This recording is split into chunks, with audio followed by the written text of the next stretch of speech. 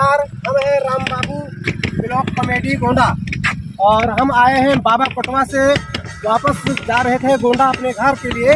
तो बीच में जो है ये घाघरा नदी का जो है ये रेता जो है जो बीच का बीचों बीच धारा में हम खड़े हुए हैं इस समय और पानी सूखा हुआ है, दूर दूर तक पानी का नज़ारा कहीं नहीं दिखाई दे रहा। तो इसलिए हम आए हैं बीचों बीच धारा में खड़े हुए हैं। यहाँ पर बालू है, आप लोग देख सकते हैं बालू है और काफ़ी दूर तक कहीं नज़ारा नहीं आ रहा है। आप सभी लोगों को घूमना है, अगर मनोरंजन लेना है आपको जैसे रेगिस्तान का तो आप चले आइए। यहाँ पर ये है क्या नाम है ये टिकैत नगर के बगल में जो है ये घाघरा का पुल है और घाघरा के पुल के यहाँ पर जो पानी नहीं भरा हुआ है इसमें नदी में हम खड़े हुए हैं बीचों बीच में है।